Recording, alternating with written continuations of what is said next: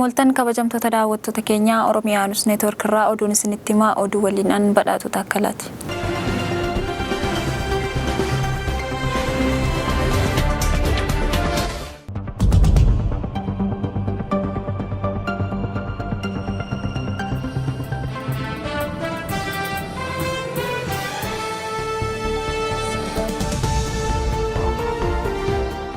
Finfinnee keessatti namoonni lama hiriyyaa isaanii ajjeesuun konkolaataa isaa fudhatanii miliqanii ture qabuusaa poolisiin magaalittii beeksise. Finfinnee keessatti shakkamtoonni lama hiriyyaa isaanii ajjeesuun konkolaataa inni oofaa ture fudhatanii miliqan qabuusaa poolisiin magaalittii kaleessa beeksiseera.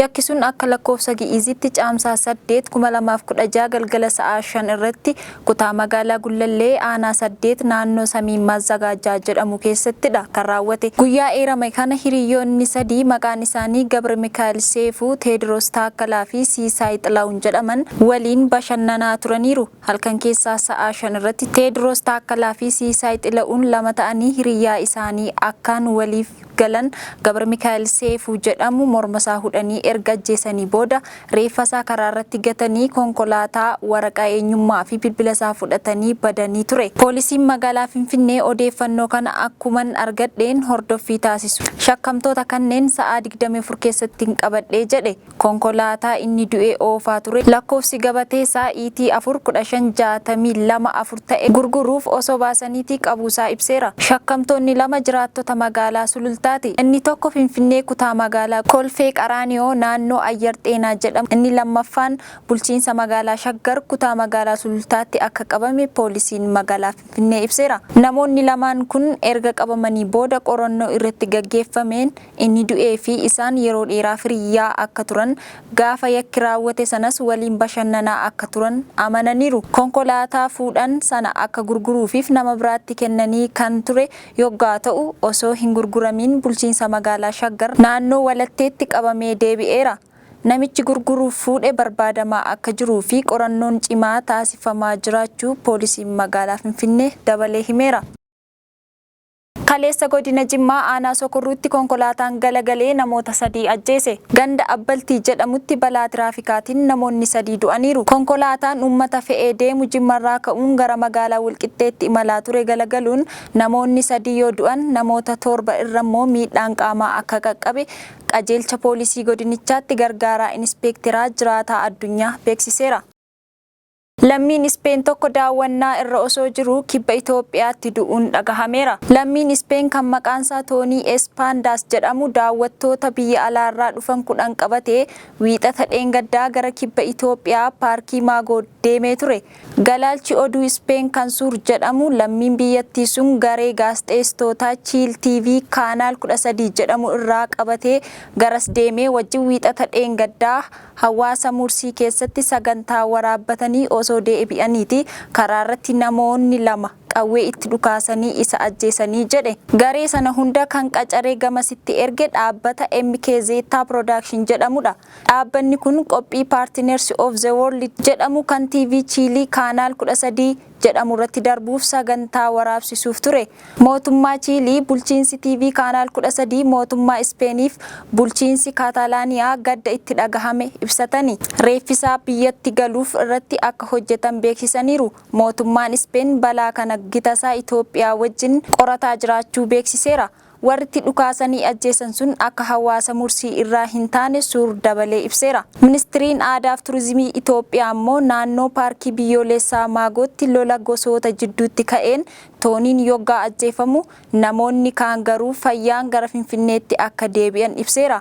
Eenyummaan gosoota lolli jidduutti ka'ee wanti ifatti ibsame hin dhagahamne. Toonii Espaadaas ogummaa suura kaasuu nama qabuu fi biyya kana gara waggoota 20f kan beeku akkasumas 2010tti dhaabbata daawwachiisaa maqaan isaa Rift Valley Tower jedhamu kan qabu ture. Hojii isaa kana gara Eertiraa, Ugaandaa, Taanzaaniyaa, Gaaboon, Beeniin, Angoolaa fi Sudaan Kibbaatti bal'isee ture.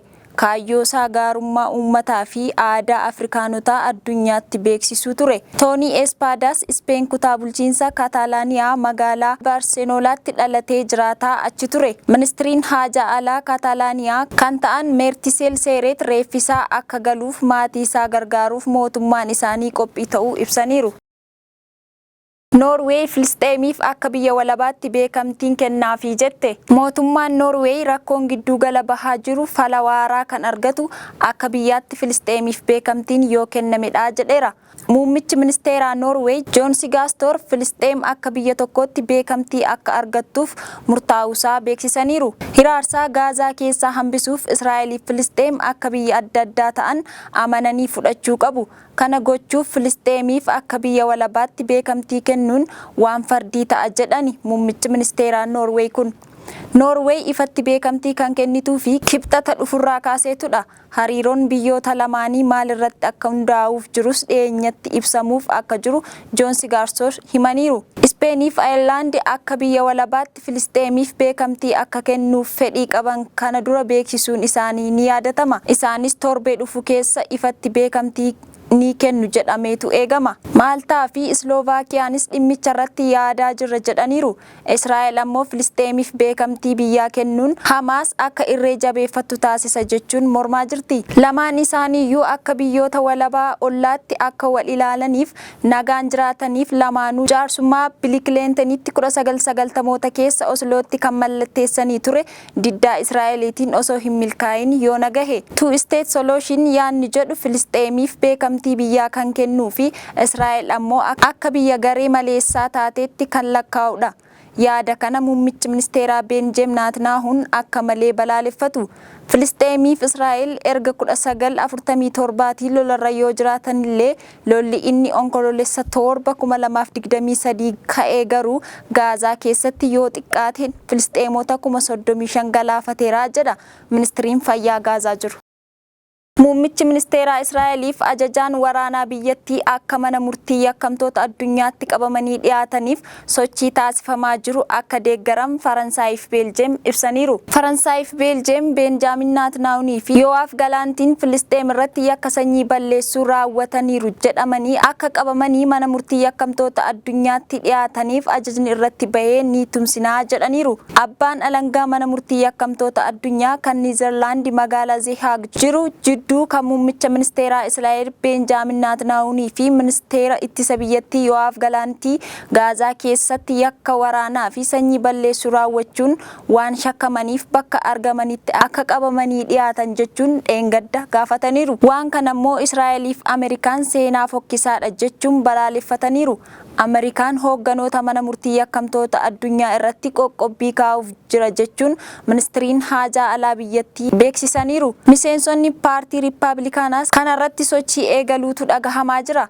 Ameerikaan miseensa biyyoota seera mana murtii sanaan bulanii miti. Benjamin Netanyahuun duula waraana Gaazaa keessatti eegale abbaa nu dhaabsisuu fi qabee nu dhiyeessuu ni ilaalla jechuun dhaadatti. Miseensa gamtaa Awurooppaa kan ta'an Faransaayif Beeljeem garuu murtoo abbaan alangaa fudhatan sana ni deeggarraa jedhaniiru. Islovaakiyaanis hoogganoota Israa'eliif Hamaas irratti ajajni qabamanii jedhu gaafatamuun waan bareedaadha jechuun deeggarti. Israa'el yakka waraanaa fi namoomaa raawwatteetti jechuun jalqaba mana murtichaa irratti himata kan irratti bante Afrikaan Kibba ajajni qabinsa jara irratti ba'uunsaa waan dinqisiifamuu qabudha jechuun leellisteetti.